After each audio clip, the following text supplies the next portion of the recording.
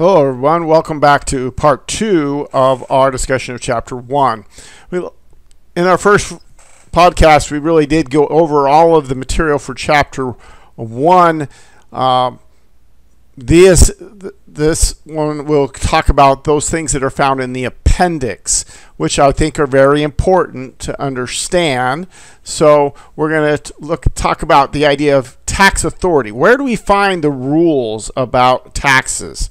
Lots of people claim to know what the rules are, but if we really want to know what they really are in case of an actual challenge, or to explain ourselves, or to take a position for a client, we need to be able to go to first-rate sources or primary sources, and that's the ones that actually determine the tax law. And not to just somebody who thinks they know what it means. So there are 3 places: statutory sources, that's from Congress and those who make the actual tax law. And then there's administrative sources who have been given responsibility from the executive branch of government to enforce the law, and so they have some ability to set law as long as they don't exceed what Congress has given them in terms of statutory authority. And then we have the courts that kind of mitigate or deal with disputes when there are 2 different opinions about how things should work and whether or not we have followed the guidelines. So if we can go look up those type of things, we have authority to base our opinion on, or our situation on. And this is what we're going to practice in most of our discussions this semester, is finding these authority sources and providing citations, reading some of it. It's going to be hard. Some of it's going to be hard to read and understand, but try our best to interpret what these sources are, using primary sources, not just the textbook to explain things, not somebody just explaining, but those who actually have authority to make the law. All right? So, first of all, the main source of our tax law is the Internal Revenue Code, IRC. You can use that as an abbreviation. Okay, it is section 26 in the tax law, in the overall laws, or Title 26, if you will. That is what, and is updated when the Congress passes a new law. Our Internal Revenue Code, as discussed in your textbook appendix, is organized by topic, roughly, and by section. Each section kind of has a certain topic. So any reference to the Internal Revenue Code should be by section. You can give a lot more things. You can say that it's Title 26 and so forth and so on. But as soon as you say IRC, everybody knows that it's 26. And so you can go right from IRC and then to the code section. And that code section will also give us a hint as to what topic we are talking about, if we know, what the sections refer to.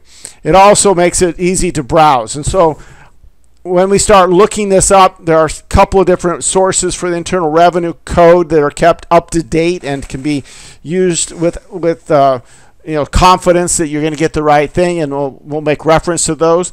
But whenever you go to that, you need to reference what section is, and then maybe subsections and paragraphs that give more detail. So, because some of the sections can be quite long, so we break it down into smaller pieces, and we need that reference. So when we find answers, so that is what happens. We sometimes look at some of the reports when they're passing a law about what they intended the law to mean. So the committee reports are useful sometimes to understand the intent of the Internal Revenue Code changes, okay, by Congress.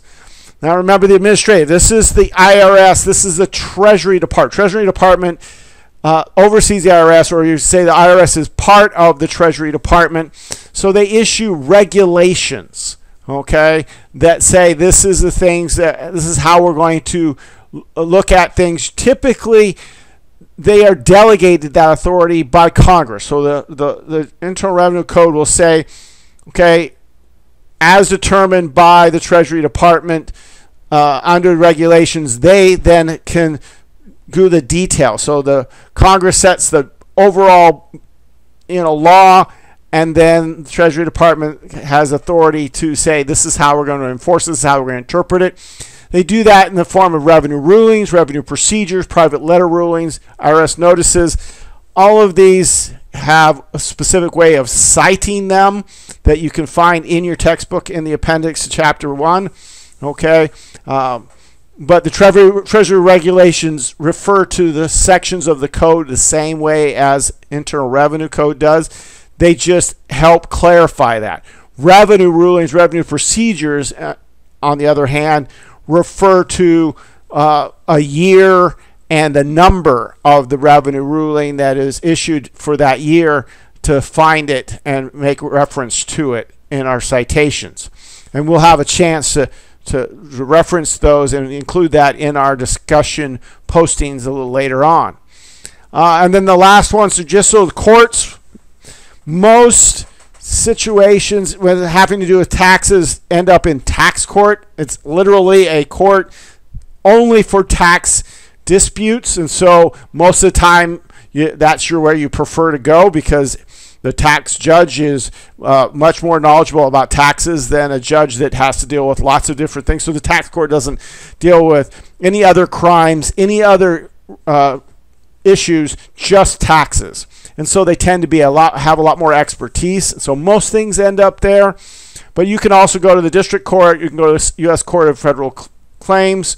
Okay, that's where you start your discussion.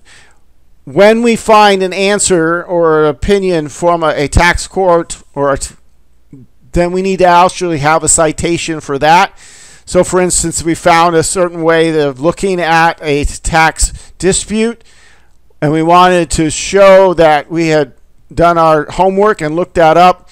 This is the tax court memorandum decision, okay, which just means it's shorter and that it has limited application, but is still important. Okay, in 2022, and it was the case number 127. The name of the person that brought it, the last name of that person was Kechajian versus the commissioner of the IRS, which can be abbreviated commissioner, because we know that when we have these cases that we're always suing the IRS. Okay, so that is how you cite a court case. The first part is what court it would be. If it was a district court, this would be the district court, federal claims court, the year, the number, the name of the person, okay, and versus commissioner. Okay, if you don't like your results in the tax court, like any other courts, they can be appealed. You first go to the U.S. Court of Appeals and then the Supreme Court. Supreme Court does not have to take any cases. Typically does not take very many tax cases. Usually one or two maybe per year, if at the most. Typically when two courts of appeals have disagreed and they want to solve that disagreement. Okay, but again, if you had an opinion, you would recite it by referring to the U.S. Court of Appeals. Which Court of Appeals? There's 9 circuits. It would tell you which circuit it was, and then again the year and the number of the decision. All right. Once you get to the Supreme Court, you can't appeal any further. Obviously, it becomes there's no way to get overruled on that. Then our last topic in the appendix, or that we want to talk about, is we're not going to talk about the Tax Act, although there is instructions about how to use the tax software in the appendix as well is Circular 230. These are rules for tax preparers, those who prepare taxes returns for others on behalf of others. If you do your own tax return, then Circular 230 really doesn't apply. Circular 230 is really kind of a rules about if you're going to do this professionally and get paid for it, for doing it for others, then you need to do certain things, okay? You need to follow certain standards and meet certain expectations. All right, so it includes CPAs, attorneys, and a group that you probably aren't real familiar with, and that's enrolled agents who specifically their profession is just doing taxes. They have done some training and taken an exam and become enrolled before the IRS. Okay, that is who this applies to.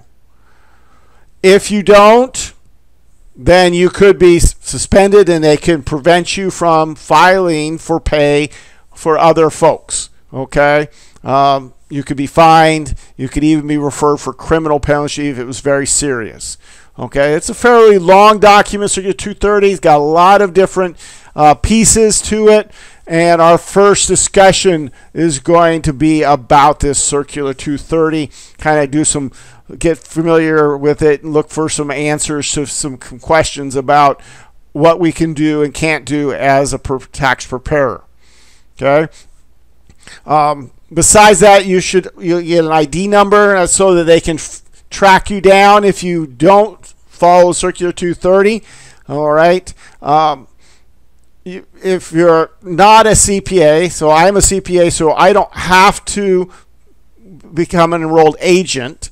But if I weren't, another way that I can prepare taxes is become an enrolled agent. And you don't have to be an enrolled agent, but it's a really good idea to have that background and such before you do prepare taxes for someone for pay.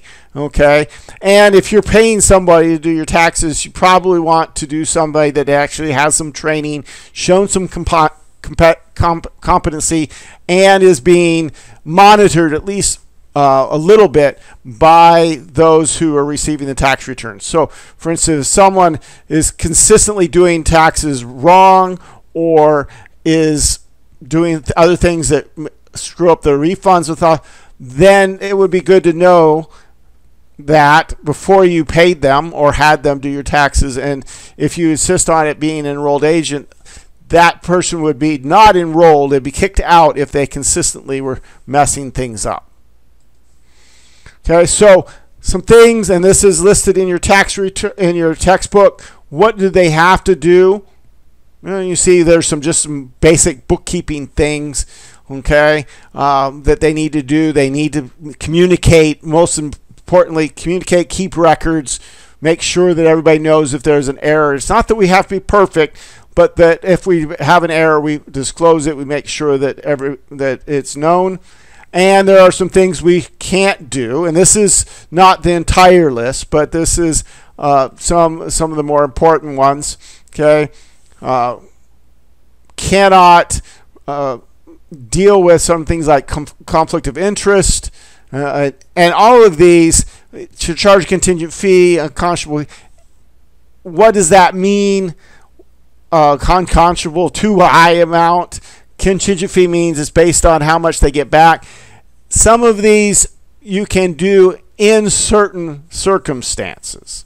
Okay, others you can't do no matter what. Like cash an IRS check for a client. That's no.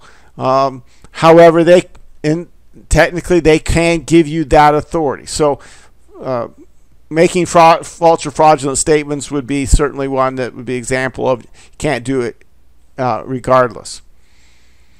So that's what Circular 230 is. That wraps up our chapter 1 and the appendix. And the things we want to know going into getting a greater understanding of the tax law.